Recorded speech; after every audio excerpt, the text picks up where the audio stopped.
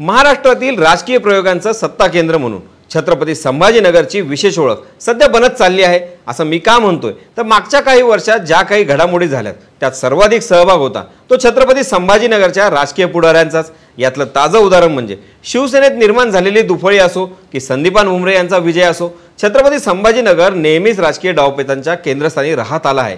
या क्षणीही मराठवाड्यातील छत्रपती संभाजीनगरमध्ये असंच काहीतरी घडलं आहे जे महाराष्ट्राच्या राजकारणात नवा भूकंप घडवून आणू शकतं। आता थेट विशेष सांगतो, मंगळवारी रात्रीच्या अंधारात एक अनपेक्षित भेट छत्रपती संभाजीनगरमध्ये घडून आली। ही भेट झाली छत्रपती संभाजीनगरचे माजी खासदार तथा एमआयएमचे प्रदेशाध्यक्ष इम्तियाज जलील यांच्या निवासस्थानी।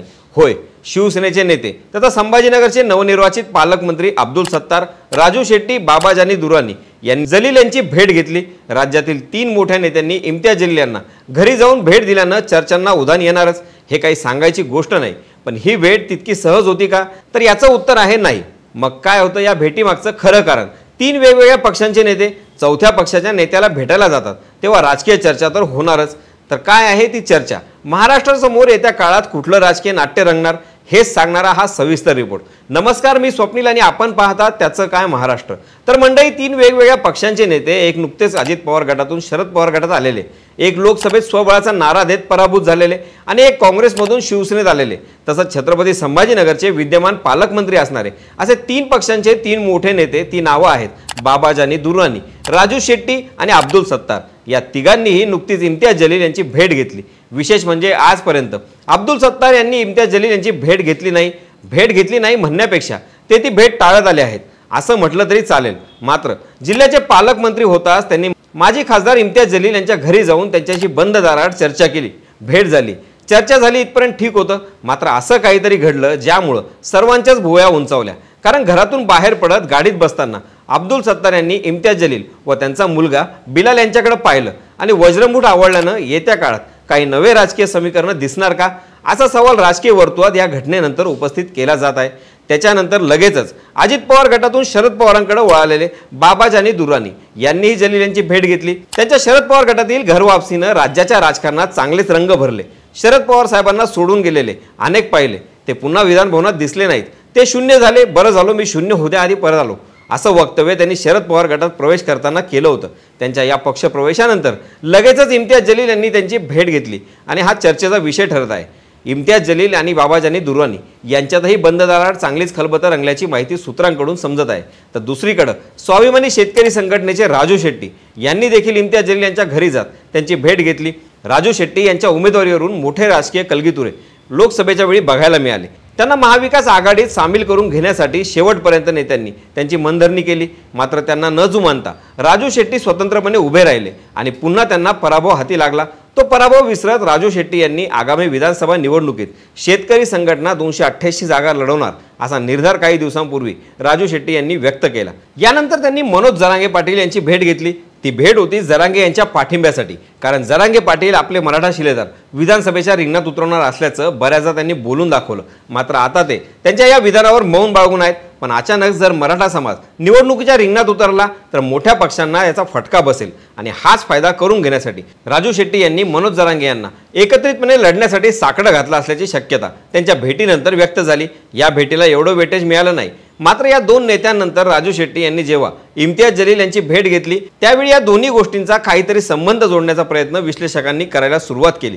कारण काही दिवसांपूर्वीच एमआयएमचे प्रमुख ओवेसी हे छत्रपती संभाजीनगरमध्ये आले होते। यावेळी ओवेसी यांनी जर का जरांगे पाटील यांच्याकडून विधानसभेसंदर्भात काही प्रस्ताव आला तर आम्ही त्या संदर्भात विचार करू असं वक्तव्य केलं होतं। त्यावेळी अगदी विचार करून ओवेसी यांनी जरांगेबाबत हे वक्तव्य केलं होतं, कारण इथं ओवेसीची ताकद आहे।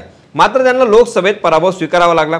परंतु विधानसभेत छत्रपती संभाजीनगरची राजकीय स्थिती बघितली तर महायुती आणि महाविकास आघाडीत होणाऱ्या मतांच्या ध्रुवीकरणामुळे एमआयएमच्या उमेदवाराला इथं फायदा होऊ शकतो। मात्र समीकरण बिघडल्यास त्यांना इतर मतांचाही थोड्या प्रमाणात पाठिंबा असणं गरजेचं आहे। त्यामुळे मराठा आरक्षणाचं वादळ बघता त्यांची साथ मिळाली तर एमआयएमला महायुती आणि महाविकास आघाडीवर कुरघोडी करण्यात यश मिळू शकतं।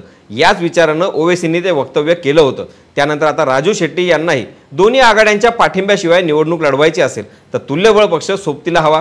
त्या दृष्टीनं राजू शेट्टी यांनी इम्तियाज जलील यांची भेट घेतल्याची चर्चा आहे आता उरलेत अब्दुल सत्तार, जे सत्तार कधीच इम्तियाज जलील यांच्या सोबत दिसले नाहीत ते आज अचानक त्यांच्या दारात जाणं आणि निघताना त्यांनी वज्रमूठ आवळणं याचा अर्थ MIMच्या उमेदवाराला इथं फायदा होऊ शकतो। मात्र समीकरण बिघडल्यास त्यांना इतर मतांचाही थोड्या प्रमाणात पाठिंबा असणं गरजेचं आहे। त्यामुळे मराठा आरक्षणाचं वादळ बघता त्यांची साथ मिळाली तर MIMला महायुती आणि महाविकास आघाडीवर कुरघोडी करण्यात यश मिळू शकतं। याच विचारानं ओवेसींनी ते वक्तव्य केलं होतं। त्यानंतर आता राजू शेट्टी यांनाही दोन्ही आघाड्यांच्या पाठिंब्याशिवाय निवडणूक लढवायची असेल तर तुल्यबळ पक्ष सोबतीला हवा। त्या दृष्टीनं राजू शेट्टी यांनी इम्तियाज जलील यांची भेट घेतल्याची चर्चा आहे। आता उरलेत अब्दुल सत्तार, जे सत्तार कधीच इम्तियाज जलील यांच्या सोबत दिसले नाहीत ते आज अचानक त्यांच्या दारात जाणं आणि निघताना त्यांनी वज्रमूठ आवळणं याचा अर्थ काय होतो? तर अब्दुल सत्तार यांचा घटनाक्रम लक्षात घेतला तर अब्दुल सत्तार हे नेहमीच कोणत्या ना कोणत्या कारणावरून वादाच्या भोवरात असतात। ते महायुतीत असले तरी कित्येकदा महाविकास आघाडीच्या गोट्यात दिसतात, त्यामुळे नेहमीच त्यांच्यावर टीका होत राहतात। त्यांनी दानवे यांच्या सोबत राहून त्यांच्याच विरोधात कसा प्रचार केला हे माध्यमांसमोर सांगितलं। त्यानंतर हरिभाऊ बागडे राज्यपाल झाल्यानंतर कल्याण काळे यांची भेट घेत रस्त्यातला स्पीड ब्रेकर कसा बाजूला गेला हे सांगत काळेंशी हातमिळवणी केली। त्यामुळेही अब्दुल सत्तार यांच्याकडे माध्यमांचं लक्ष वेधलं गेलं। मंत्री अब्दुल सत्तार आणि इम्तियाज जलील यांच्यातही बंद दाराआड चर्चा झाली का हे मात्र समजू शकलेलं नाही।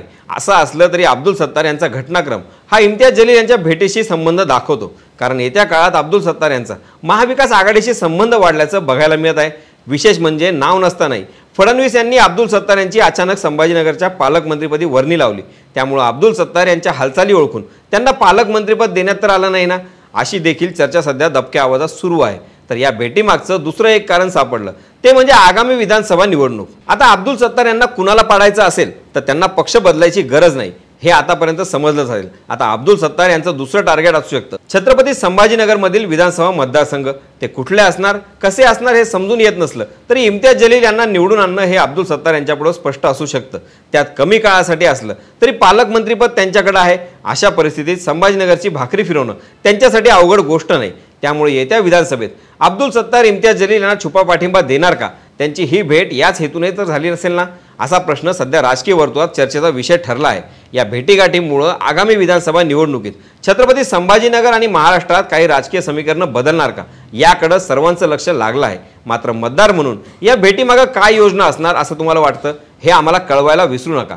बाकी राजकारणाच्या आखाड्यात आपली नजर कायम असणार आहे, तेव्हा कुठेही जाऊ नका, पाहत राहा, सबस्क्राईब करा। त्याचं काय महाराष्ट्र।